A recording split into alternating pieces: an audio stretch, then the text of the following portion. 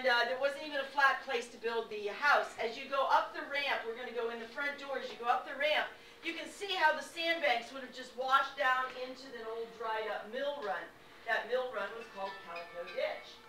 Well, it took them a couple of years to build up the garden walls and get the foundation backfilled so that they could build the home. But they moved in Sister Martha. And in the library, there is a workbench, which is kind of an odd place for a bench.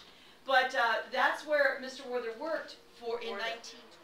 And the panel right beside the door, old Cracker Jack prizes. Novelties, goofy buttons. Oh, I remember them. Do you have, those of you who were in the house, do you have any questions about the house? Not that you can't ask me later, you can. You said it was here in 1920? 1912. They moved in there in 1912. Yes. But when we redid the kitchen, we had kind of the 20s in mind. We wanted to take it back to the way it would have looked when they were raising their children.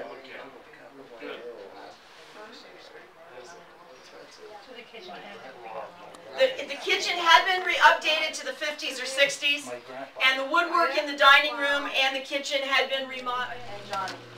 They would take the bars of steel represented by the stacks of ivory, put them in the furnaces and heat them until they became hot enough to bend. And then they would put those bendable pieces of steel through the rollers. Those rollers worked like a rolling pin to smooth and flatten and thin the steel. And they would take those thin pieces of steel to the shears. That big blade would come down and cut them into the desired size. And that was the end of the process at this particular mill. Now, sitting here on the bench is John Stutz eating his favorite lunch, rhubarb pie and Swiss cheese. He always ate his pie first, so that in case his lunch was interrupted, he had already had the best part. The boss is standing at the end, pounding his fist and firing Henry for falling asleep on the job again. And the Irishman of the group, Pat Murphy, back there in the coal bin.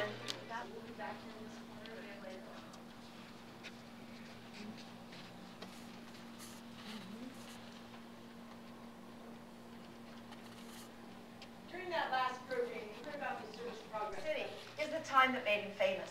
This is where he met the Carvers from Oberammergau, Germany, who called him the Meister Schnitzer, Master Carver.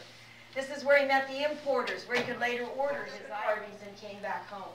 But that's when he and his brother started talking about how they might Fritz used 2 old trucks and traveled the country from fair to festival, displaying his brother's carvings. As the Depression deepened, Mooney did. In 1965, he appeared on the Mike Douglas Show, a local origination program out of Cleveland. That's where he met Henry Morgan, the actor and comedian.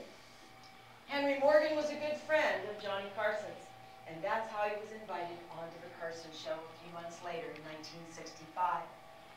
Mooney loved steam engines from the time he was a little boy. You see, there was nothing that had more motion than a steam locomotive, and he loved motion. Well, in all of his reading and studying about the history and the evolution of steam, he discovered how important steam was to the way we live our lives today. And that's when he decided to set that lifetime goal to carve the history of the steam engine. It actually took him for travel. They were subjected to wet weather, terrible road conditions. He didn't want pieces falling apart because of the glue breaking down. He built everything to last forever. Sometimes with the coal, he would melt a waxy substance down over it to hold it into place. He did use some brass and ivory pins.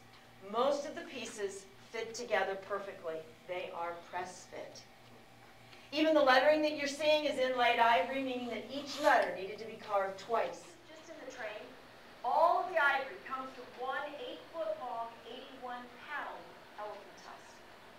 Then each of the little ebony blocks in the bridge is cut one at a time, and that is ivory in between each of the little ebony blocks. Now you straight across the room. Yes? You say that those cars are so white. That's not painted or treated. No, no.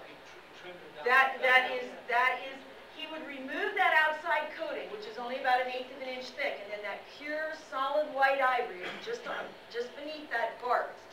And as long as we're not touching it, and the sun isn't hitting it, that really slows down the yellowing. Is it yellowing? Yes. Well, what do you think? Did you enjoy it? Sure did. It's our second visit, and this was more interesting than the first. Yeah, it's hard to believe. I think this guide was remarkable. She made the trip. Oh yeah.